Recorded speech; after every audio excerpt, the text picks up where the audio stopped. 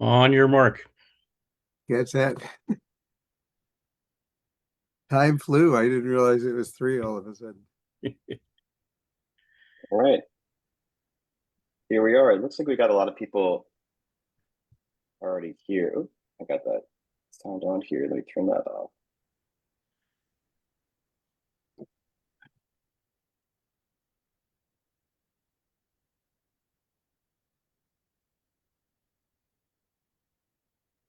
Perfect. I had sound on in my Facebook window and on here, so I went ahead and shut that off. But yeah, I'm really excited for today's event, and I would like to formally welcome everyone for tuning in. Um, Today, Neil K. Besner will be joined in conversation with Thomas Travisano to celebrate the launch of Neil's brand new translation of Regina Przybycien's Black Beans and Diamonds, Brazil, and the work of Elizabeth Bishop.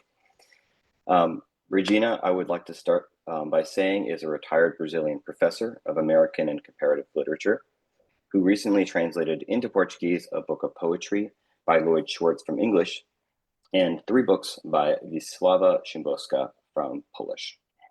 So here's how today will go. Tom and Neil here are going to have a discussion that's loosely centered on why Black Beans and Diamonds is crucial to Bishop studies, the importance of Bishop in Brazil, and how Bishop's period in Brazil relates to the study of Elizabeth Bishop at large. This conversation is going to go for about 35 minutes, and afterwards I'll moderate a live Q&A with Tom and Neil. So to participate, all you need to do is type your questions in the chat at any time, and I will make sure to ask them during the Q&A portion. And I would like to say that please mention who you'd like me to direct your question to, because if you don't, I'll just assume that it's for both of them. I am not a Portuguese speaker, but I believe that there are several among us in the chat. So if you would like to ask a question in Portuguese, feel free. And if you do speak Portuguese, please be so kind as to help me translate it in the chat. Before we get started, I would like to give 2 notes. First, Tom and Neil are participating in this launch through Zoom, so they can't see you. Any questions and comments for them can be routed through the chat, and I'll do my best to share them during the Q&A portion. Second, I would like to apologize in advance for my pronunciation of all Portuguese and Polish words. So many of you who are here will already be familiar with these 2 writers and scholars. Thomas Travisano may know more about Elizabeth Bishop than anyone in the world, and Neil K. Besner may know more about Elizabeth Bishop in Brazil than anyone in the world. But just in case you aren't, I'm going to introduce them, starting with Thomas. So Thomas Travisano is the author of Love Unknown, The Life and World of Elizabeth Bishop, and the editor of Words in Air, the complete correspondence between Elizabeth Bishop and Robert Lowell, among other books. He is Professor Emeritus of English at Hartwick College and the founding president of the Elizabeth Bishop Society. He is also the author of The Elizabeth Bishop Phenomenon, which is forthcoming from LSU Press in December. Canadian writer Neil K. Besner grew up in Rio de Janeiro. His prize-winning translation of Carmen L. Oliveira's Rare and Commonplace Flowers, The Story of Elizabeth Bishop, and Lota de Macedo Soares provided a major source for the 2013 feature film Reaching for the Moon, which in Brazil was released as Flores Raras. He is Professor Emeritus of English at the University of Winnipeg and the author of books on Canadian writers Mavis Gallant and Alice Munro, among others. So without further ado, I present to you Neil K. Besner and Thomas Travisano. Okay, hello. I'm supposed to lead things off, so I'm going to ask Neil a question. And Neil and I have known each other for 30 years, so I just might know some of the answers to these questions. But I'm going to ask Neil, I understand that you were born in Canada, then you lived much of your youth in Brazil, in Rio, and then had a lot of schooling in the US. So it seems as though you've touched all the bases when it comes to Elizabeth Bishop and nationality. But what kind of led you into becoming the translator of Black Beans and Diamonds? You're right, Tom. Thanks for the question. It is true. I was born in Montreal, But when I was 6, the family moved to Rio de Janeiro, Brazil, where we lived until I was 12. So full time then, and I confess that I learned Portuguese in the streets, not academically. Maybe the best way to learn a language. I don't know. And then I went to the States for high school, coming back to Brazil every summer for 4 months. And then I went to school in the US and Canada. And now I live full time in Canada. But I established very early on the practice of going back to Brazil every year virtually. And I've done that my whole life, sometimes 2 and 3 times. So, yes, I became aware very early on that I was other in Brazil, I guess you might say, like Regina. Regina, the author of Black Beans and Diamonds in Portuguese, says she's of Polish ancestry, although she was born in Brazil. Her parents were Polish. And she says that she always felt that she was other in Brazil, uh, although she was completely fluent in Portuguese. And I felt something of the same thing. I feel it to this day. I love Brazil. I speak the language fluently. I know something about Brazil, having taught there, worked there, lived there, traveled there. But I can't say that I am Brazilian. I'm not Brazilian, nor was Bishop Brazilian. And I think that one of the things that drew me to her is that if you read her poems, read her letters, read her correspondence, her remarks, her stories, you'll see very quickly that she is keenly aware that she is fascinated, charmed, engaged by Brazil, but astutely aware that she is not Brazilian. She's observing. As much as she engaged with the country, with its culture, she was that separate thing, which I completely identify with. And just a last comment, Tom. I've told you this before. I confess that I only learned about Elizabeth Bishop when I was 30. I had no idea. I had traveled to some of the places that she traveled to. I had been up the Amazon, I had been down the Amazon, et cetera, but I did not know of the poet Elizabeth Bishop until I began teaching. And the first poem of hers I read was The Fish, which has nothing to do with Brazil. And it was only when a friend, a colleague of mine, said, You lived in Brazil, you speak Portuguese, you don't know about Elizabeth Bishop in Brazil? And he told me, and this was in my early 30s, and a world opened up for me, which has only increased its hold on me as the years have gone by. So for the last 30 plus years, I've been completely engaged in the ways in which Bishop thought about Brazil. And, this was a major preoccupation and vocation for her. So that's how I came to Bishop, something like that. Well, I can testify that once Elizabeth Bishop gets hold of you, she doesn't let you go. That's I've right. been working at this for 50 years now, and I keep learning new things about her. And she keeps taking me into worlds that I never would have ventured into otherwise. Yes. Yes. I've made 3 trips to Brazil now, and I'm not sure I ever would have gone even once uh, without Bishop's intervention. Uh, the One of the things that fascinates me about Regina's book is her focus on Bishop as an immigrant or a cultural exile, and I think that's really very perceptive. And when I started out reading Bishop in the 1970s, mid 1970s, critics really had no idea what she was doing. I had the advantage of writing a doctoral thesis about her when almost everything that was said about her was wrong. And so it's fairly easy to sort of say, okay, here are all the reasons we put that aside and start out afresh.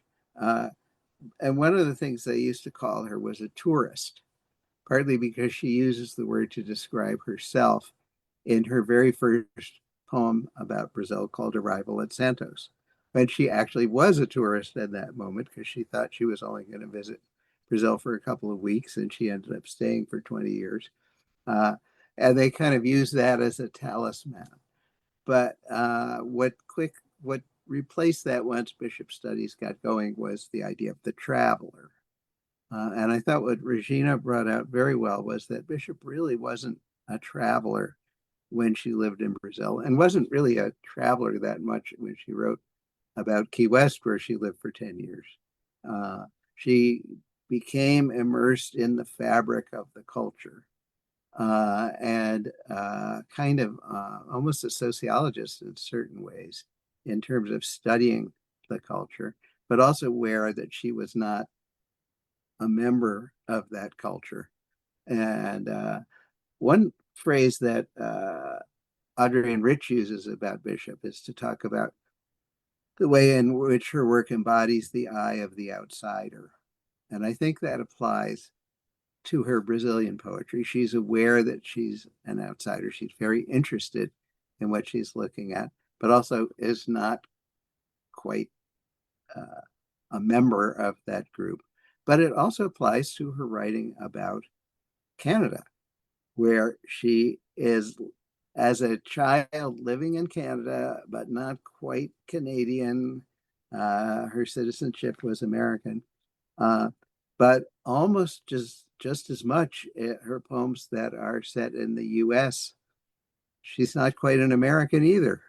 So that sense of being a kind of migrant from one country to another, whichever one it is, seems to apply in each of these cases. Neil, your thoughts? So I agree, Tom. One of the things I was first drawn to her because of all of the poems, stories, letters, and so on set in or talking about Brazil. Yes, but I quickly realized just that her poetry and her letters and her stories and her commentary set elsewhere relates to the same kind of feeling that you get from her so-called Brazilian work. I don't like thinking about it that way, but and it is that she is always aware, it seems to me, in all of her work, of having a disinterested eye that is both focused on how she's looking, how she's perceiving, and what the thing is that she's looking at. And the only difference for me is that I would argue that, she lived in Brazil for longer than anywhere else. And I would say most people probably agree with me now that the most significant relationship in her life was with Lota in Brazil. And so what I learned and keep learning about her Brazilian experience speaks to the kind of writer that she is generally. And so I think a lot of what Regina says about her Brazilian work applies universally. I don't like the word, but it applies to much of what Bishop did. And I think that people, I agree with you, Tom. I can't imagine what it was like in the early 70s, but certainly uh, when I came across Bishop in the 90s, it was still the case. People were celebrating how she saw things so accurately. But she says again and again and again, the accuracy, so-called, is always in question for a variety of reasons. And I think that one of the virtues of Regina's book is that she is able to see the Brazilian aspects of Bishop's work in a clear way, and to show the ambiguities clearly. So that's what struck me about the book, and that's why I thought that that this book would be not a corrective, but an addition, a complement to the ways in which the English speaking world thinks about Bishop, And of course, the English-speaking world does not think about bishop in one monolithic way. But there has always been, as far as I know, a tension between the ways in which Brazilians see bishop and the ways in which the rest of the English-speaking world sees bishop. And so I see this book as a valuable addition to the conversation. It doesn't resolve the conversation. Nobody's going to ever have the last word on this, but the tensions in Brazilian culture about bishop continue to this day. And I think that Regina's book was the first in 1993 with her thesis, and then in 2015 with her book. It was the first book to take a thoroughgoing look at what Bishop did in and with Brazil. And so that's why I wanted to translate it. I feel a kind of identification with Regina, actually, because I wrote one of the first, not the first, but one of the first doctoral theses on Bishop that was produced in the US. And there was an awful lot of just kind of spade work to be done, laying the foundations of what a discussion of her might be, and asking some pretty fundamental questions that hadn't been asked before. And I feel the sense that Regina is doing exactly that kind of work from the perspective of Brazilian study of Bishop. What are the materials? It's just a basic question. How do these materials relate to each other? The ones that are the actual poetry and the letters and the other elements and the historical background and the literary antecedents, all of those kinds of questions that, if you're talking about, say, Keats, have already been resolved a century ago, had to be dealt with, from my perspective, about Bishop, just to get a discussion started. And I feel Regina going through the same process from a Brazilian perspective. And, the North American readers who would be reading this book, right, can watch that process taking place when they read Regina's book. What had to be done to create a field of study from a Brazilian perspective about Bishop. She took all of those steps. And not only can we learn from the end product, from what she created, but also watching her go through the process. One thing I was really impressed by is that she found and really used the letters between Bishop and Kit and Elsa Barker, which is a very important correspondence that was not really that well known in North America, even into the 21st century. And some friends made me aware of it when I was working on the biography of Bishop.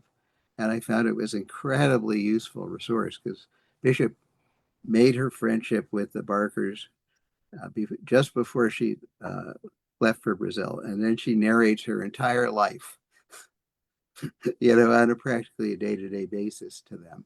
And strangely enough, the 1994 selected letters of Bishop, one art, they use the Barker letters. Robert Giroux, the editor, uses the Barker letters up to about 1952 and then just stops. He never cites them again, except for one time. And the fact that Regina sort of focused on those and used them in such detail suggests that she recognized something important there. So she kind of was getting onto certain things very early. And again, from my perspective, I can kind of see that happening, and I find it very impressive.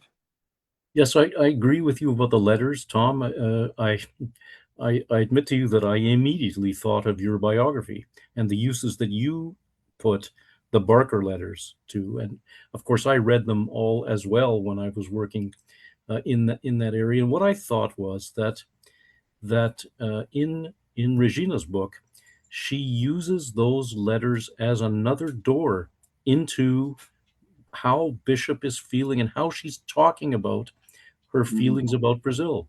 And she does it artfully, I would say. And it gives another window, another doorway into the ways in which Bishop is thinking, feeling, working, being, her attitude towards the language, for example, it's a big deal for Bishop, and Bishop as a translator. My goodness, Bishop took 3 years working hours every day with Lota to translate the Diary of Helena Morley. That's a long time to work on a translation, and it's typical, indicative of Bishop and the ways in which she worked. And Regina is aware of that. And I don't know of another treatment of those years in Bishop's life and her work on the translation that are as thoroughgoing as Regina's. And it's from a Brazilian point of view. And she takes pains, Regina does, to go through Bishop's introduction to the Diary of Helena Morley, which is a masterpiece. It is an extremely interesting piece of prose, of course, and Regina's take on it is very, very interesting. And of course, there's nothing like it in English. There is now, but there wasn't then.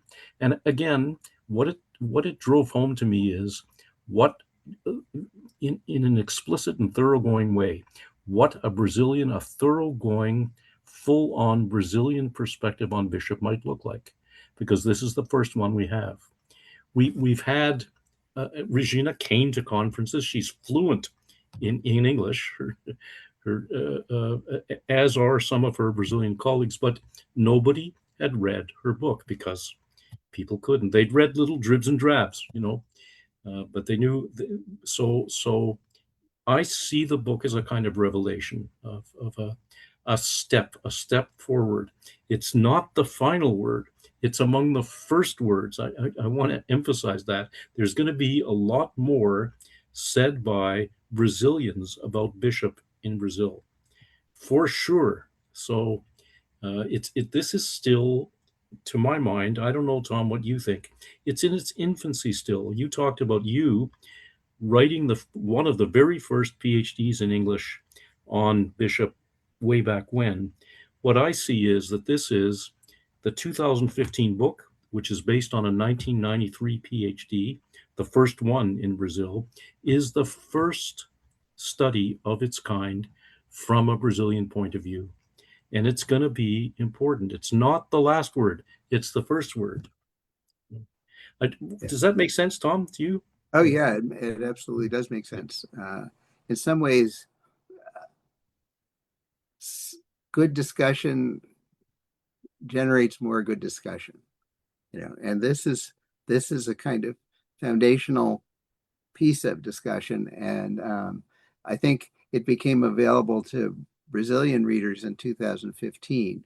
It now becomes available to English language readers in 2026. And this allows for a dialogue to begin to develop. It does. So, Tom, let me give you one. I want to know what you think about this. One example of the ways in which a discussion of the kind that you just described is now going to take place, I think. The point that you make in your foreword about Regina's perspective on Bishop as being an exile, not an emigrant, but not a tourist and not a traveler. That is going to I think it's going to open up a large discussion. I think. What do you think? I think that's true. And I think she used the word immigrant. She also used the word cultural exile. She We've already does. talked a little bit about the immigrant thing. I think the cultural exile is interesting because if so, what is she exiled from? We have kind of, when I was growing up in the US in the 1950s and 60s, I was aware of this kind of diaspora of Jewish, Russian, Middle European people who came to America, established themselves as writers, Vladimir Nabokov and Hannah Arendt and that kind of person. And they became kind of public intellectuals, writing in the New Yorker, etc. And they were exiles, more or less forced to be exiles by revolutions and fascist takeovers of their countries. Right? Bishop was a more, if she was a cultural exile, which I think you could argue either way, it was of a more subtle kind. She was not forced to leave her native land, whatever that might be. But she never quite felt completely comfortable in what we might call, middle class America. And she felt more comfortable in Key West than she did in New York City. And Key West is a kind of polyglot culture with a mix of Cuban culture mixed in with American Southern culture, and a lot of New Yorkers coming down to be artists there.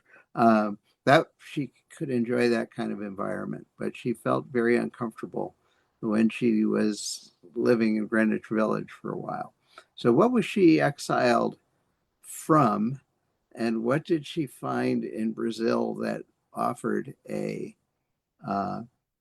sort of recompense for that? Why was it worth it for her to be away, aside from her relationship to Lota? And I think that that's, a significant question. And I think one we don't necessarily have a resolution to. I think just quickly, she grew up with her father had died. Her mother was in a mental institution in Canada. She was farmed out to her mother's sister and the sister's husband, who turned out to be abusive, and she was sick and living in Revere, Massachusetts, in this little apartment, couldn't go to school.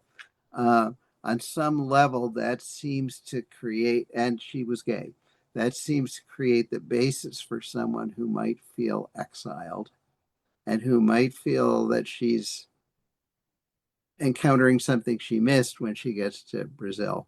I think that's just the beginning of a kind of discussion. But I think the idea of thinking of her as a cultural exile and examining the ways in which she is similar to and different from, say, Hannah Arendt, would be something worth exploring. And we could do that again along the lines of Adrian Rich's Eye of the Outsider. So I agree. I don't know. Yeah, go ahead. I agree. I mean, another way to put it is she was not a political exile. She was Yes. not. She was Good. not driven out of her country. She was not a Nabokov, an Arendt. She didn't come from Europe. She didn't have those kinds of geopolitical forces driving her out. But she had something, I would argue, just as or more powerful, which was more interior, more personal, more intimate, and dislocated her in many, many ways. And she, remember, Tom knows this, but she had no intention of staying in Brazil. I mean, she was going to go around the bottom of South America on the HMS Voplate and come back. She was just going to travel. But something happened in Brazil, and what happened in Brazil was Lota. Lota and the whole surround that she discovered there, which she, and what I would argue is, I think Regina agrees. I think you might agree as well, Tom. She never fully acclimatized herself to Brazil. She didn't want to. She was not constituted that way.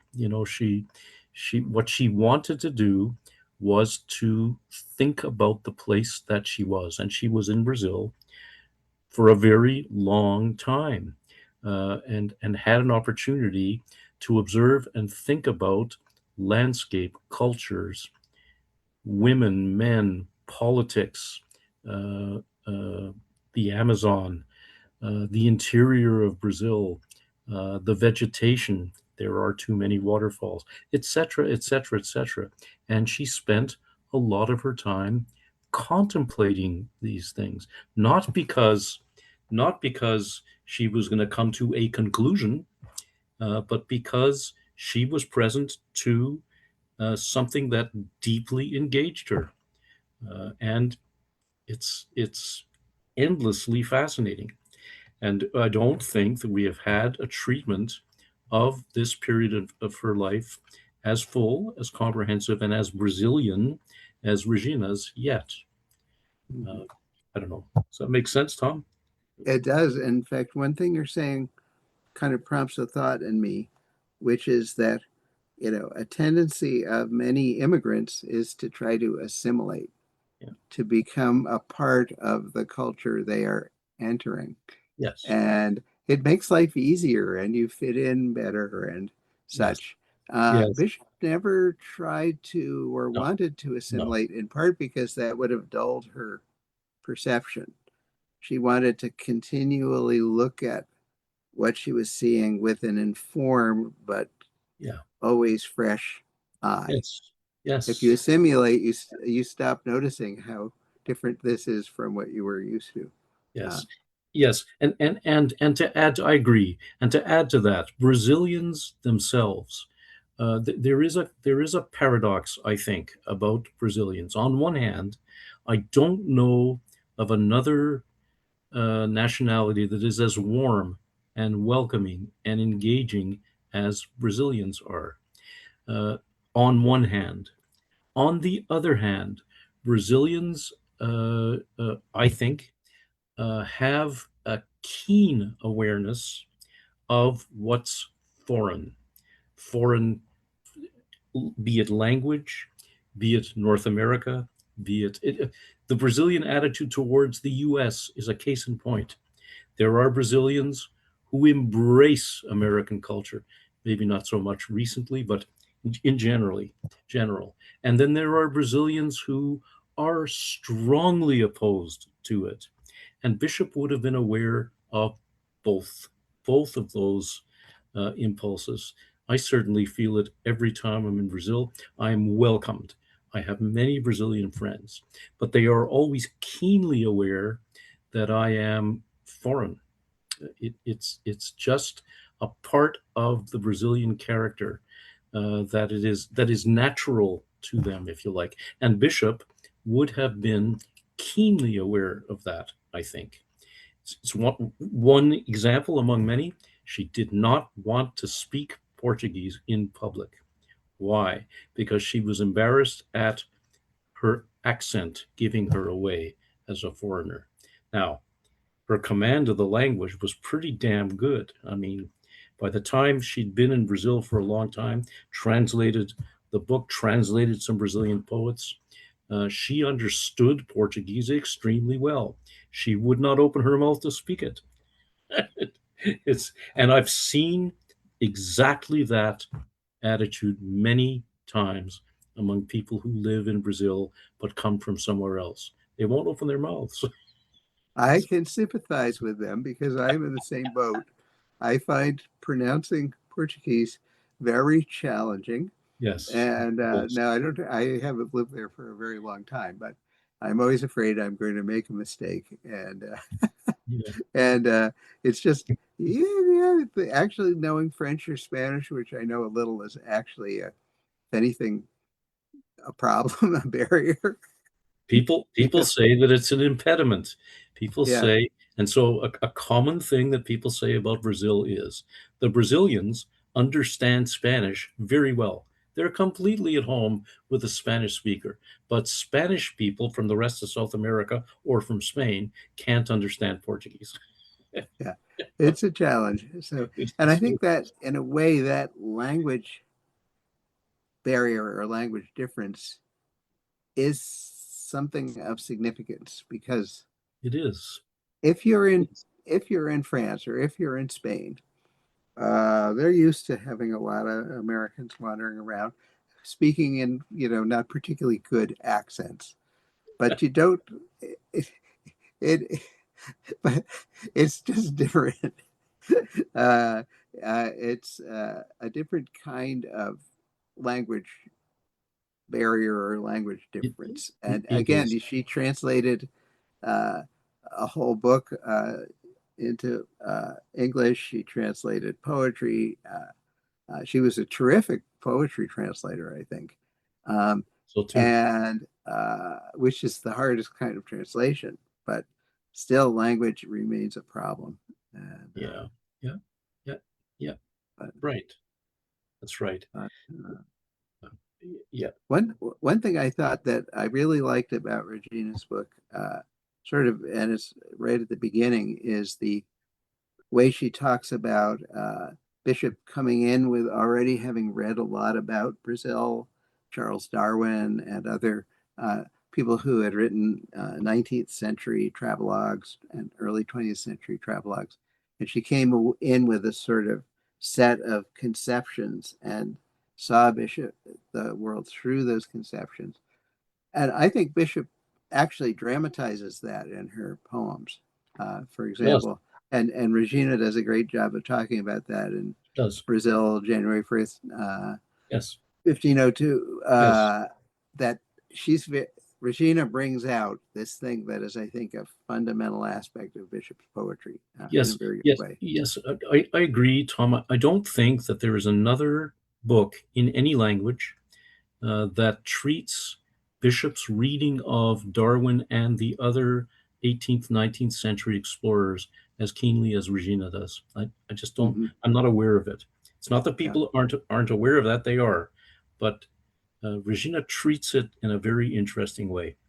right. I see our Like, LSU press person there. I think he's wanting to cut us off.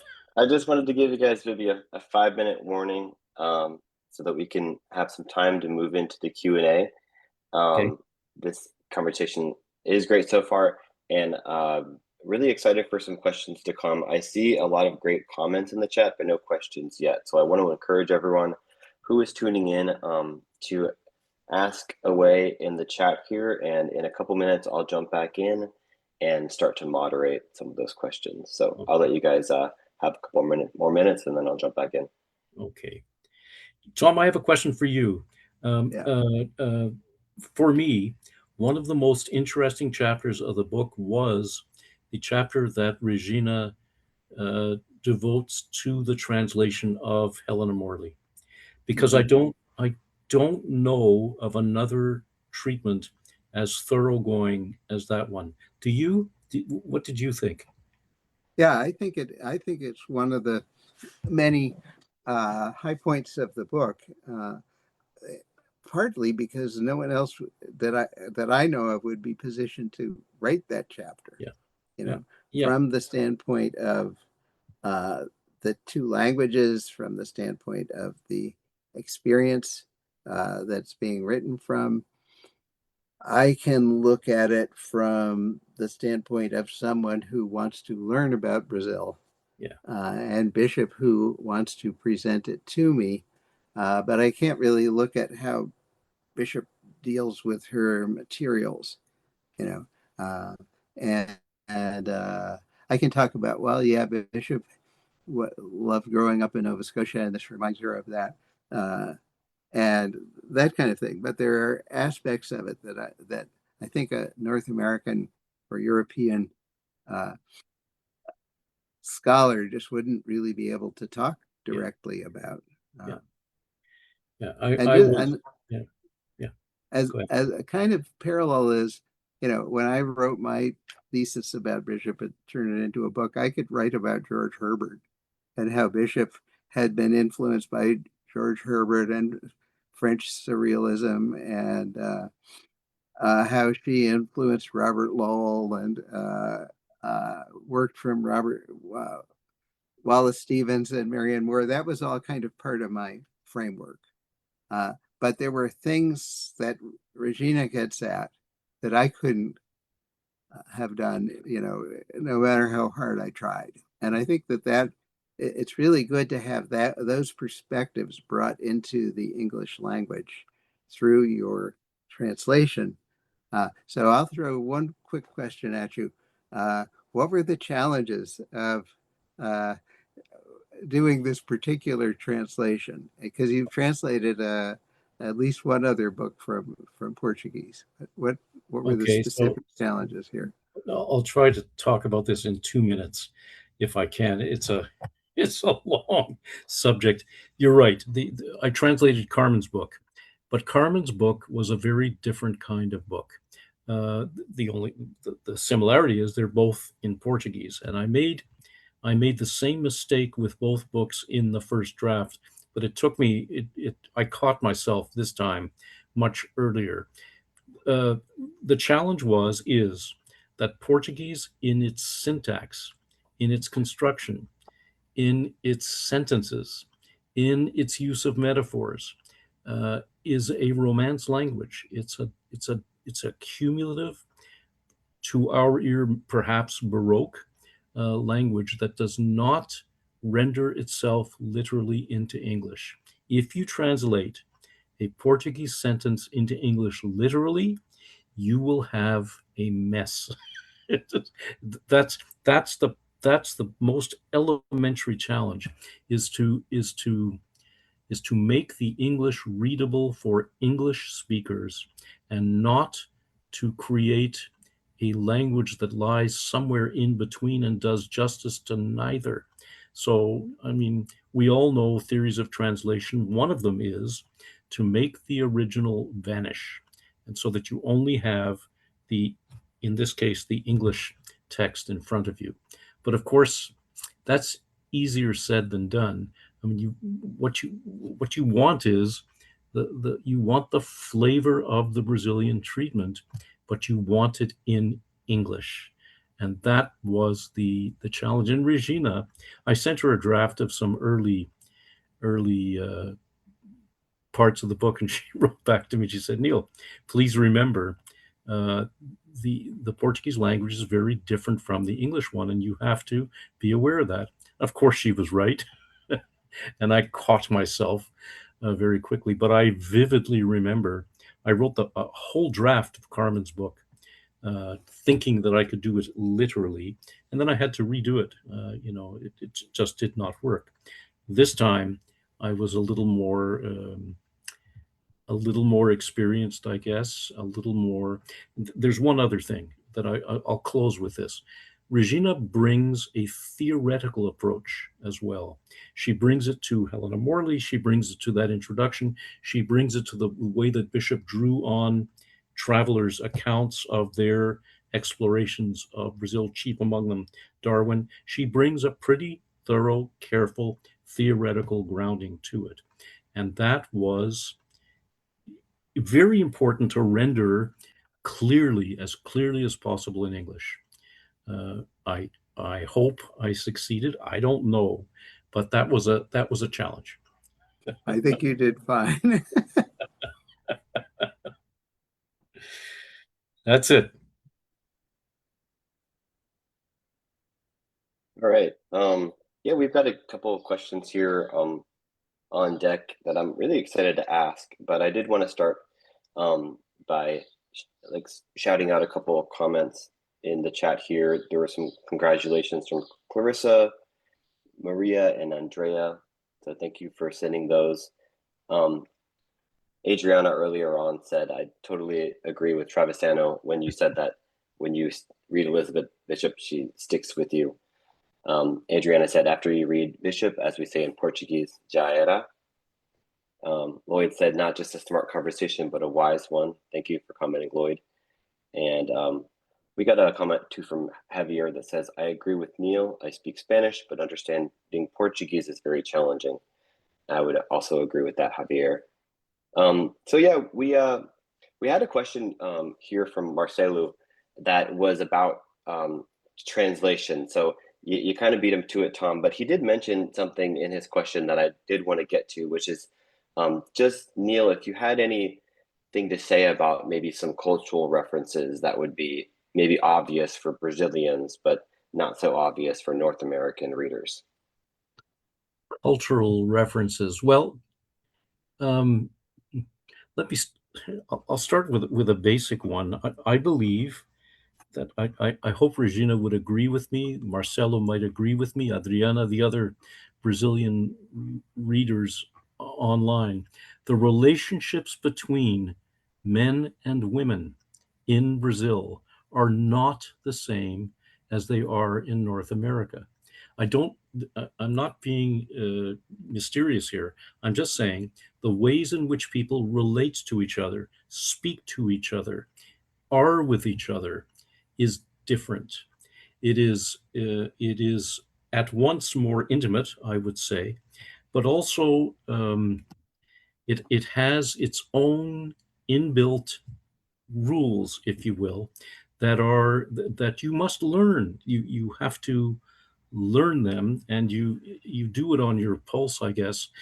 And this would have affected the ways in which Bishop, for one, thought about not only Lota, but all of the people around her.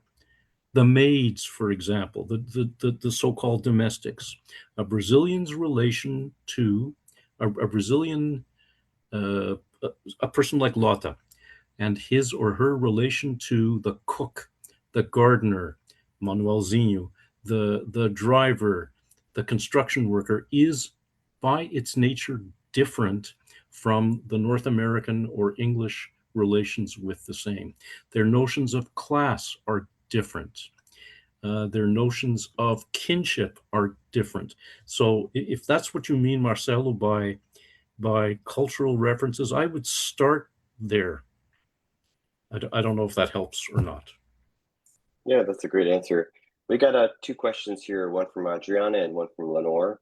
So I'm going to start with this question from Adriana, who asks, Regina writes at the end of her presentation to the book, in the Portuguese version, about the idea behind the title, the contrast between what Bishop observed in the country. Could you talk a bit about the feijão preto and the diamante ideas? Yes, yes, and I will ask Tom to add to this, but let me open it up. Feijão preto means black beans, and black beans for the diet of the Brazilian, they're a staple. Everybody eats black beans, although they can be different. Tutu is different in different parts of the country, but black beans are a staple of the Brazilian diet on one hand. So that's a kind of commonality, if you like. The diamonds are, on the other hand, as Regina makes clear, as some Brazilian poets make clear, there is the interior of the country, Minas Gerais, where Ouro Preto is a diamond mining area, and there is something about some Brazilian poetry that is crystalline, wrought, Wrought, very finely ground, very sharply observed. And what Regina was after, it was to show both sides of that. And by the way, Black Beans and Diamonds was one of the titles that Bishop was contemplating for the Diary of Helena Morley. She abandoned it, but that's where the idea came from. So it, she's showing two facets, if you like, of Brazilian culture there, I believe. One thing that floats in my mind, I don't know how accurate this is geologically, is that black beans are common and black, and diamonds emerge from pressurizing carbon over geological ages. So they arise out of something kind of like black beans, and they're the same size essentially. So I think there's some way in which the bishop's title is playing around with the idea of sort of two aspects of Brazilian culture, we might say. Yeah. The black bean being one side, the diamond being another, and both of them are present. And if you're living in Diamantina, where the diary was written, you're in a world where people eat black beans and are searching for diamonds. And so somehow putting the two together into a title is very like Bishop, very poetic, I think, and also involves a kind of juxtaposition of opposites that are also part of the same whole. Yes, I love the title. I must say, I think it's inspired and gives a good flavor of Regina's approach. Well done, Regina. Let me get to this question from Lenore. Lenore says, we purchased both books. First of all, thank you very much for doing that. Thank you for this talk about our favorite poet. Would love to know about Elizabeth Bishop's daily life routine, if she had one, while in Brazil or elsewhere. So I was thinking maybe both of you could field this question. Tom? Okay, well, let's see. Let's place Bishop in at Casa Samambaia, which is where she was happiest when she lived in Brazil. She was an early riser. Lota had built her a studio. She would get up in the morning fairly early after having drunk quite a lot the night before, perhaps. I've always wondered how she managed to be a heavy drinker and an early riser. She had that in common with Ernest Hemingway, among other things. And she actually lived in Hemingway's studio in Key West, by the way.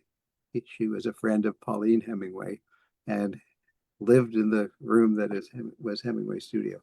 Okay, anyway, but moving on, she would wake up early in the morning, go to her studio, which was maybe a 10-minute walk up a hill from the house that Lota was building. She lived in a construction site for about the first 6 years or 7 years of her life in Brazil. So try to imagine that. She found that attractive, I think. And walk up to her studio and start writing. And she only produced 100 poems in her lifetime that were printed. So what was she writing all this time? Well, she wrote an awful lot of letters. She would go up and start writing letters to Robert Lowell or the Barkers or May Swenson or Marianne Moore. And those have now become part of her literary legacy to a degree that I think almost rivals her poetry.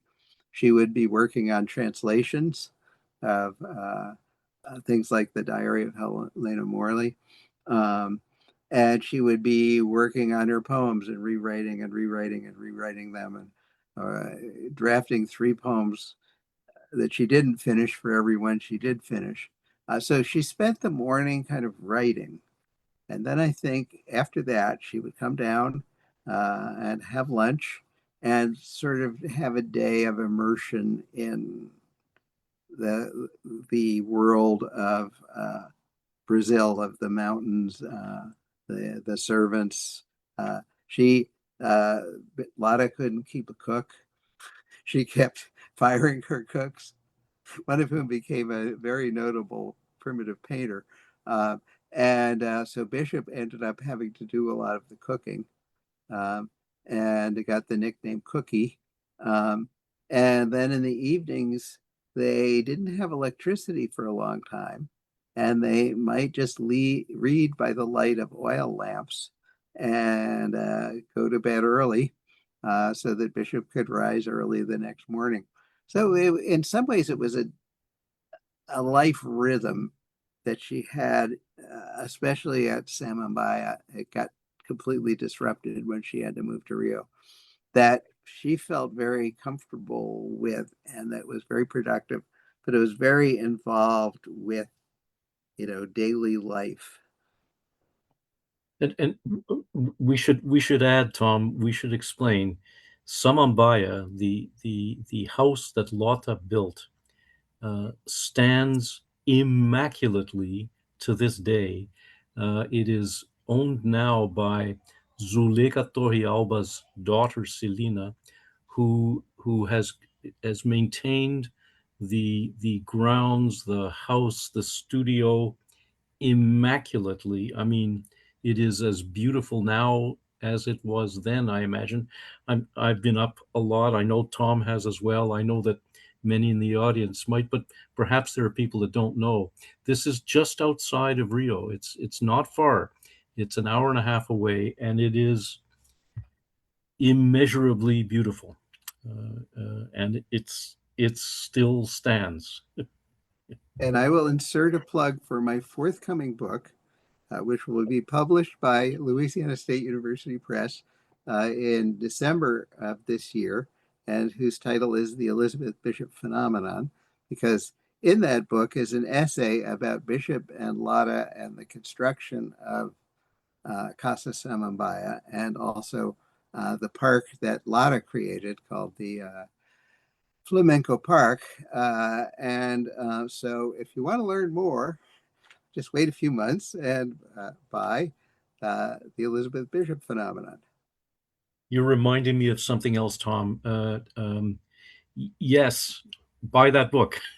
But aside from that, we haven't mentioned Lota's major project, the so-called the Aterro, Aterro, which is a large seaside park, as Tom just said, and which to this day stands as one of Rio's seaside attractions. It was nothing but a landfill when Lacerda, who was elected governor and was a friend of Lota's, asked her what she might want to do in this government. She said, "Give me that piece of land over there, and I will make something for you." And by God, she did.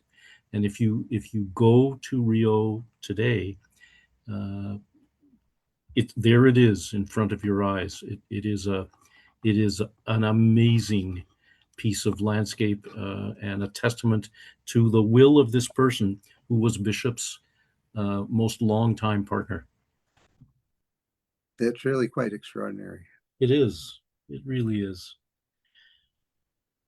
I guess it's my time to plug both of your books by saying that pinned to the chat here is a 40% off coupon for, I think it works for both books. And so if you haven't purchased Black Beans and Diamonds yet, and if you'd like to pre-order the Elizabeth Bishop Phenomenon, now is a good time to get it at a great price. And you should just see that at the top of the chat if you scroll up. I think I got one more question for you guys. I think that feels like a good end to this talk. I did want to thank you both for being here with us today, and thank everyone for tuning in. Clarissa here in the chat says, "I have to go now. Congratulations on this delightful chat. Congrats to Regina for the book, and to you for the initiative to have it translated into English. Well done, everyone." I couldn't say it better myself, so thank you for that comment, Clarissa. I did want to end off by asking you both what you're working on. Neil, now that this translation is out, and Tom, what you're working on now that that your book is coming out, or if you prefer, just tell us a little bit more about your book. Tom, do you want to start? Well, to be honest, I'm writing a Limerick history of literature.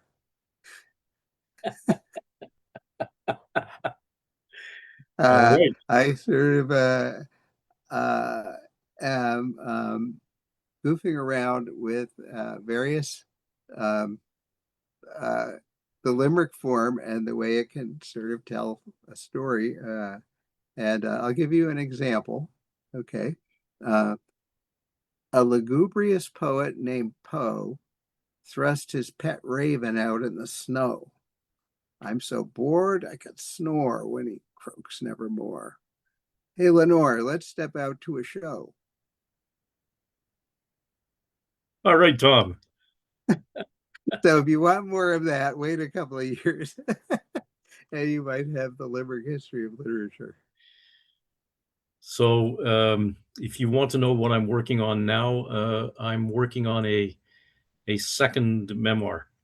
I published a first memoir in 2022, and I'm working on a second one. That's what I'm working on. What's this one?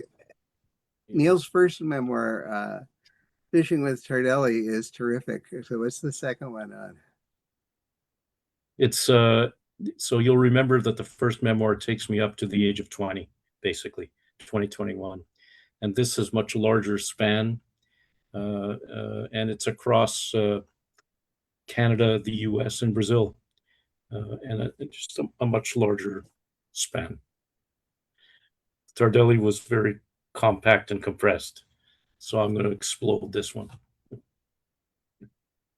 I excited to hear about both of your projects, and yeah, I just feel really grateful to listen in on this conversation today. So I want to thank you both one more time for being here with us, and thank one more time our really great audience.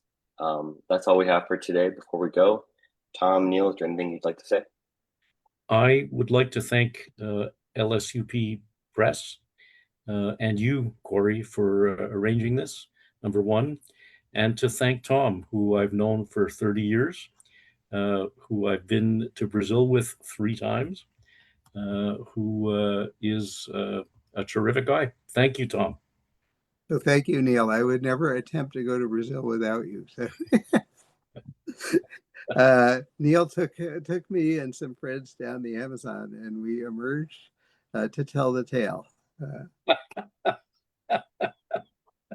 All right, guys. Until next time, that's all we have for today.